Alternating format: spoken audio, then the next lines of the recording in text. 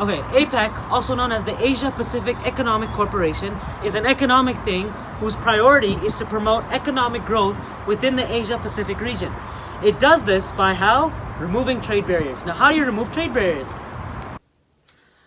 In terms of trade barriers, what APEC strives to do is cut the red tape. The red tape is basically the bureaucracies, all the rules and regulations that have to be followed in terms of trading from one country to another. So the idea is to make it easier to move across the border, and it can be explained in terms of this. Listen to this.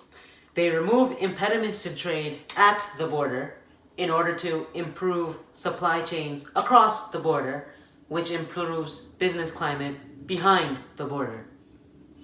Anybody who is a member of APEC, any of the member countries, there are 21 member countries, and they actually have access to help on how they can take advantages of these extra trades, extra investments that APEC is allowing them to have.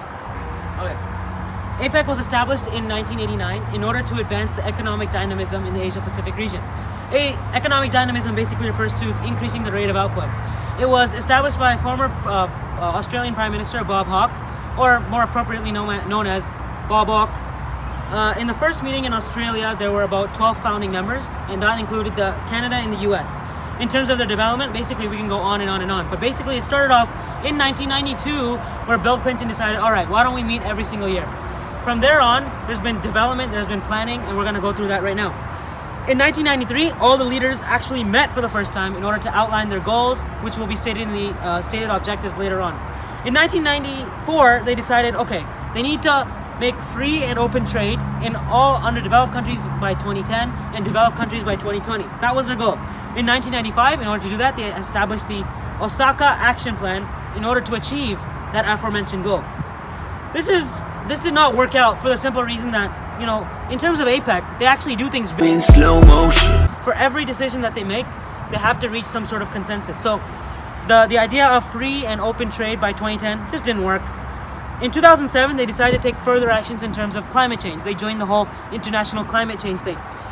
And in 2016, the APEC leaders, they got together and said, all right, is the goal still on for 2020? Yes, it is. Deal. Blessed. In the spirit of APEC, that always strives to sort of show this sense of community and friendship, which really helps to remove those red tags, here is a clip of what some of the meetings look like. It's a little bit exaggerated, but hopefully you get the point about the sense of community and friendship between Asia's Pacific countries. F is for friends who do stuff together. U is for you and me. N is for anywhere and anytime at all. Down here in the deep blue sea.